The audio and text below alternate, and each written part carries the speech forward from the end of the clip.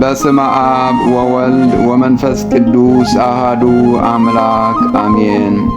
ዕለታዊ ዝጽለ ጸሎት ብጎይታይ በኢየሱስ ክርስቶስ ትእምርተ መስቀል ገጸይን መላ አካላተይን ሰለስተ ሰዓት የማዕትብ ሓደ አምላክ ብዝኾኑ ብስም አብን ወልድን መንፈስ ቅዱስን ንጹሕ ፍሉይ ክቡር ጽሩይ ብዝኾኑ ብሰለስትነት ወይ ብስላሴ እናአመንኩን እናተማሕፀንኩን ጸላኤይ ሰይጣን እኽሕደካ ኣለኹም።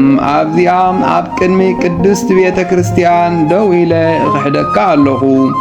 ነዚ እውን ምስክረይ ማርያም እያ። በዚ ዓለም በትንየዋይ ዓለም እውን ንዓኣ እምባ መጸግዒ ገይረ እኽሕደካ ኣለኹ። ኦ ጎይታ ነመስግነካ ኣለና። ኦ ጎይታ ነኽብረካ ኣለና። ኦ ጎይታ ንግዛልካ ኣለና። ኦ ጎይታ ንቅዱስ ስምካ ነመስግነካ ኣለና። ልሳን ኩሉ ንዓኻ ይግዛእ። ብርክ ኩሉ ዝሰግደልካ ንሰግደልካ ኣለና። ናይ ኣማልኽቲ ኣምላኽ ናይ ጎይቶት ጎይታ ናይ ነገሥታት ንጉስ ንስኻ ኢኻ። ናይ ስጋን ነፍስን ፈጣሪ ንስኻ ኢኻ። ንስኻትኩም ኣብ ትጽልዩሉ ግዜ ከምዚ ኢልኩም ጸልዩ ኢሉ ቅዱስ ወድኻ ከምዚ መሃረና ንጽዋዓካ ኣለና።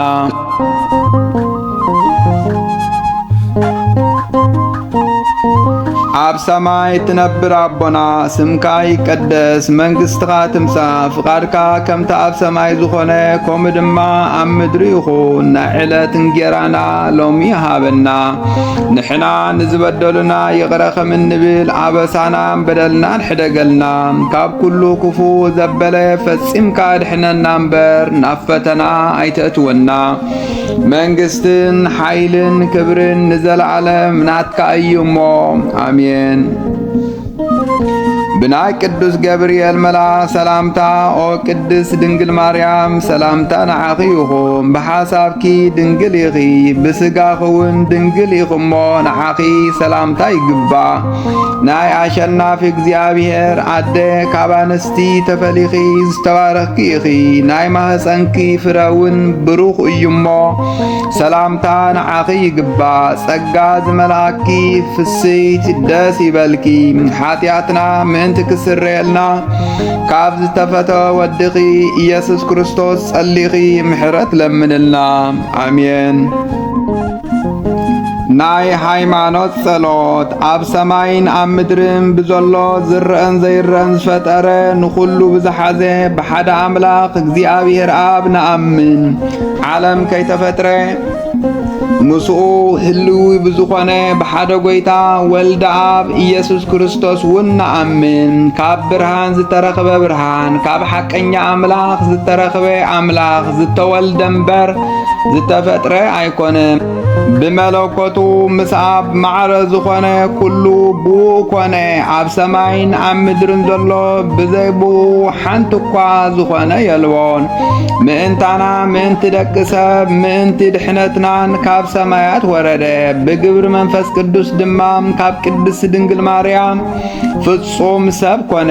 ብዘመን ጲላጦስ ጴንጤናዊ ከዓ ምእንታና ተሰቕለ፣ መከራ ተቐበለ፣ ሞተ፣ ተቐብረ።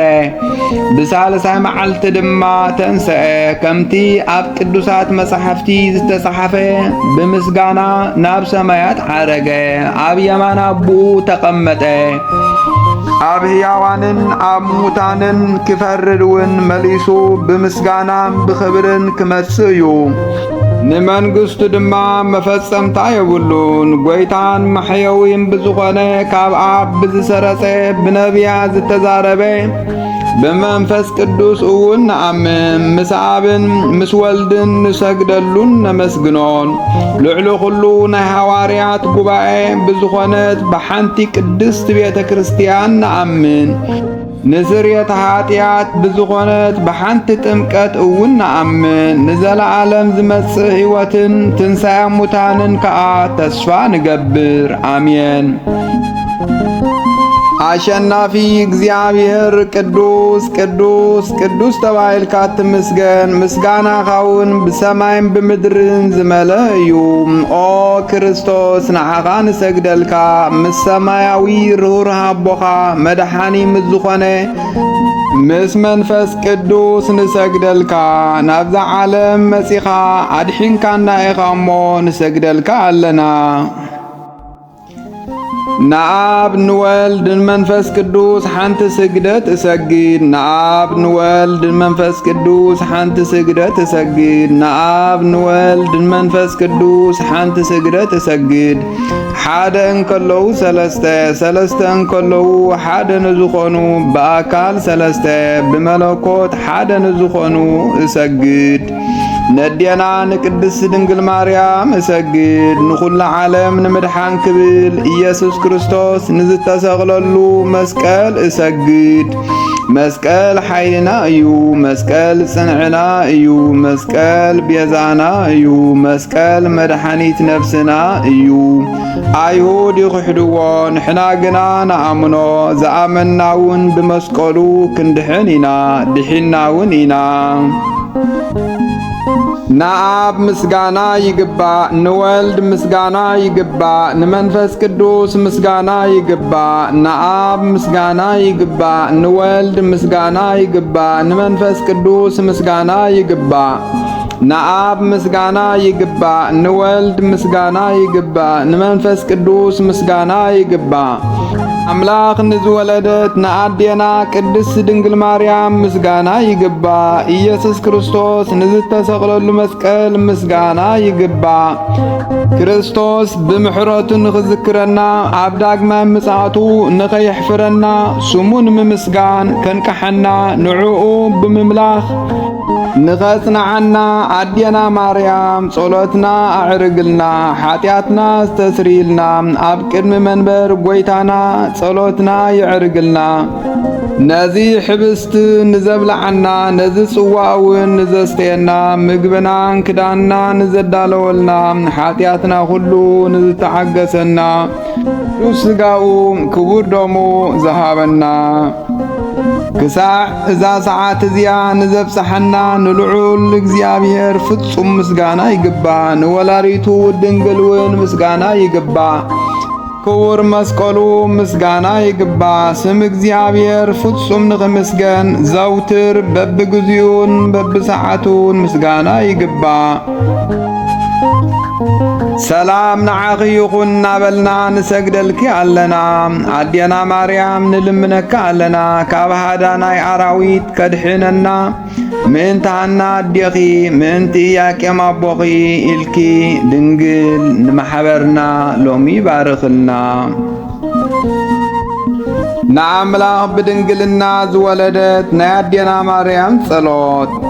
ማርያም ድማ ከምዚ በለት ነፍሰይ ንእግዚአብሔር ተዕብዮ መንፈሰይካ በአምላኸይ በቲ መድኃኒየይ ባህ ይብሎ። ውርደት ባርያኡ ርእዩ እዩሞ እነሆ ካብ ሕጂ ኩለን ወለዶ ብጽእቲ ክብሉኑ እዮም። እቲ ኩሉ ዝኽእል ዓበይቲ ነገራት ገይሩለይ እዩሞ ስሙ ቅዱስ እዩ። ምሕረቱውን ኣብቶም ዝፈርሕዎ ንውሉድ ወለዶ እዩ። ብቕልጽሙ ሓይሊ ገበረ ንዕቡያት ሓሳባት ልቦም በተነሎም። ንሓያላት ካብ ዝፋናቶም ኣውረዶም። ንዝተዋረዱ ኸዓ ልዕል ኣበሎም። ንጡሙያት ብበረኸት ኣስገቦም። ንሃብታማት ከዓ ጥራይ ኢዶም ሰደዶም። ከምቲ ነቦታትና ንኣብርሃምን ንዘርኡን ዝነገሮም ንዘለዓለም ምሕረቱ እናዘከረ ንእስራኤል ባርያኡ ተቐበሎ።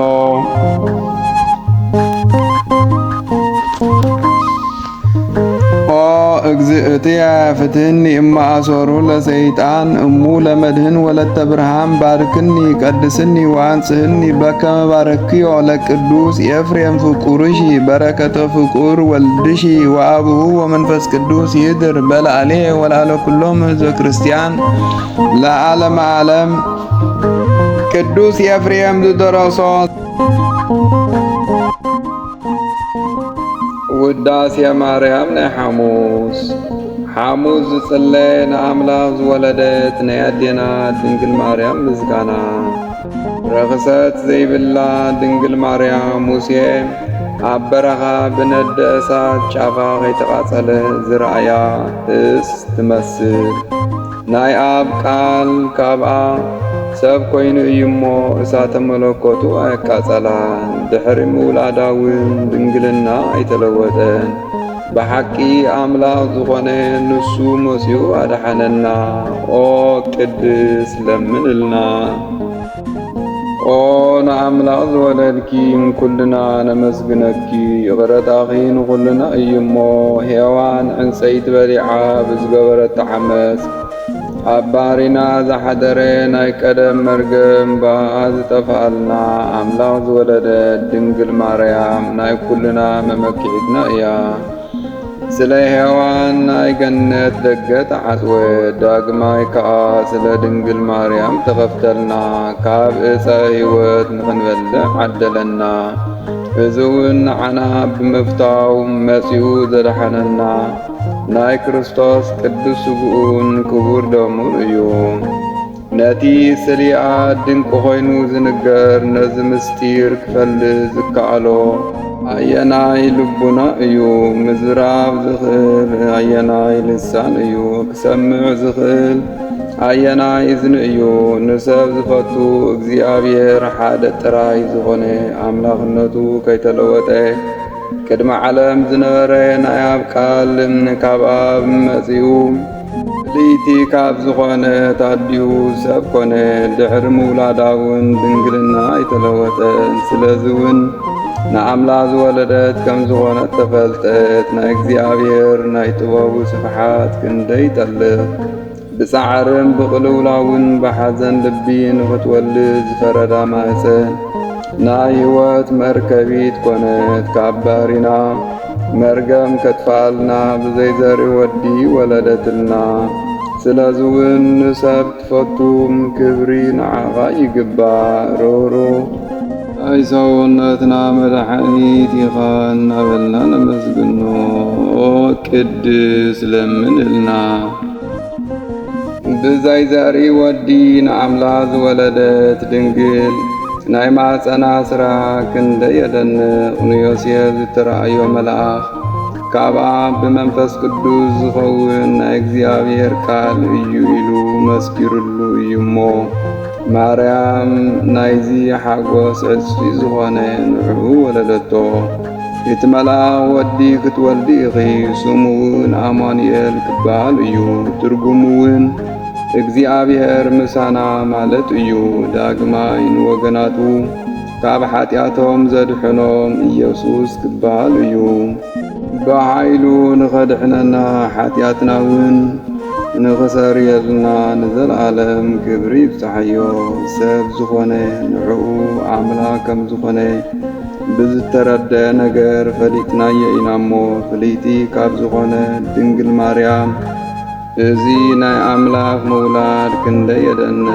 ንቓል ወሲናቶ ንልደቱ እውን ዘሪ ኣይቀደሞም ብምውላዱ እውን ንድንግልና ኣይለወጦን ቃል ካብኣ ብዘይድኻም ወፂኡ ካብ ድንግል እውን ብዘይሕማም ተወሊዱ ሰብኣ ሰገል ሰጊዶምሉ ኣምላኽ ስለ ዝኾነ ዕጣን ኣምፂኦምሉ ንጉስ ስለ ዝኾነ ወርቂ ኣምፂኦምሉ ስለና ብፍቓዱ ንዝተቐበሎ መድሓኒና ንዝኾነ እሞቱውን ከርበ ኣምፂኦምሉ ሩሩ ፈታዊ ሰብ ዝኾነ ሓደ ንሱ ጥራይ እዩ ኦ ቅድስ ለምንልና ካብ ጐድኒ ኣዳም ሓንቲ ዓጽሚ ምልዓል ክንደይ የደንቕ ካብኡ ሰበይቲ ፈጠረ ናይ ሰብ ፍጥረት ኩሉ እውን ፈጠረ ጐይታ ናይ ኣብ ቃል ተዋህበ ካብ ፍለይቲ ድንግል እውን ሰብ ኮይኑ ኣማኑኤል ተባህለ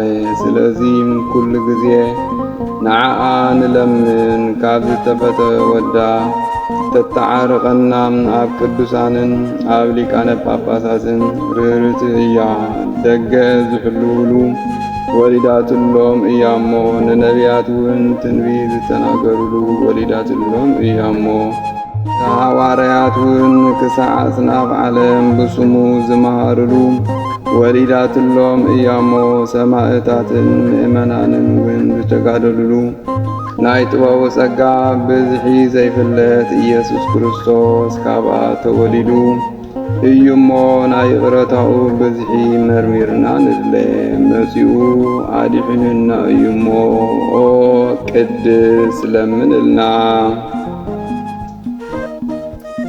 እግዚአብሔር ናይ ባህሪኻ ፍረ ኣብ ልዕሊ ዝፋንካ ከንብረልካ ኢሉ ንዳዊት ብሓቂ መሓለ ኣይተዓስን ጻድቕ ንሱ ዳዊት ክርስቶስ ብስጋም ካብኡ ከም ዝውለን ምስ ኣመነ ናይ እግዚአብሔር ቃል ምሕደሪ ደልዩ ንኽረክብ ፈተወ ነእዝውን ብዓብይ ትጋት ፈጸመ ድሕርዚ እኖ ብኤፍራታ ሰማዕናዮ ኢሉ ብመንፈስ ቅዱስ አስሚዑ ተዛረበ እዚኣውን አማኑኤል ንዓናን መድሓን ብስጋ ካብኣ ንኽውለድ ዝመረፃ ናይ ያዕቆብ ኣምላኽ መሕደሪ እያ ዳግማይ ካብ ነቢያት ሓደ ሚክያስ ኣቲ ናይ ኤፍራታ ክፍሊ ዝኾንኪ ቤተልሔም ካብ ይሁዳ ነገሥታት መሳፍንቲ ሃገር ኣይክትንእስን ወገናተይ እስራኤል ዝሕልዎ ንጉሥ ካባኺ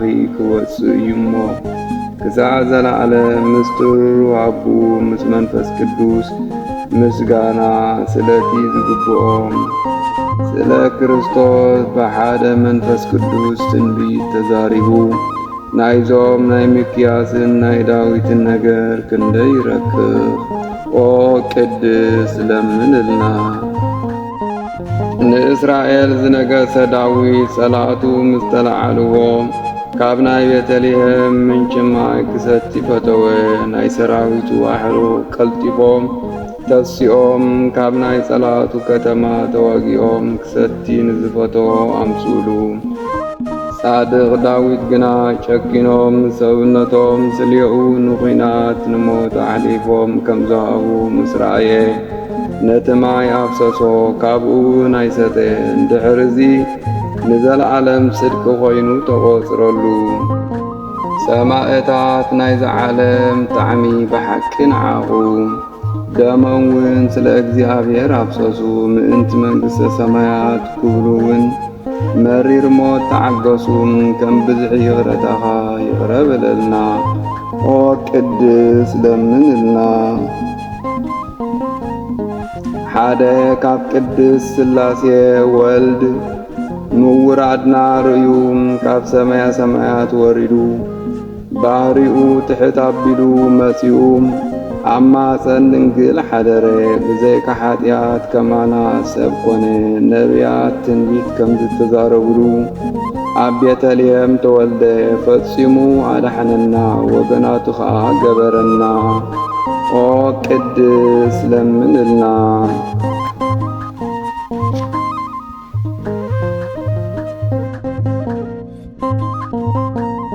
ልመናን ክብራን ናይ ወዳ ምሕረት ምስ ፈተውታ ምስ ኩልና ህዝበ ክርስቲያን ንዘለዓለም ይንበር አሜን። ኣብ ሰማያት እትነብር ኣቦና ስምካ ይቀደስ መንግሥትኻ ትምጻእ ፍቓድካ ከምቲ ኣብ ሰማይ ዝኾነ ከምኡ ድማ ኣብ ምድሪ ይኹን ናይ ዕለት እንጀራና ሎሚ ሃበና ንሕና ንዝበደሉና ይቕረ ከም እንብል አበሳናን በደልና ንሕደገልና ካብ ኩሉ ክፉ ዘበለ ፈጺምካ ድሕነና እምበር ናብ ፈተና ይተእትወና መንግሥትን ሓይልን ክብርን ንዘለዓለም ናትካ እዩሞ አሜን።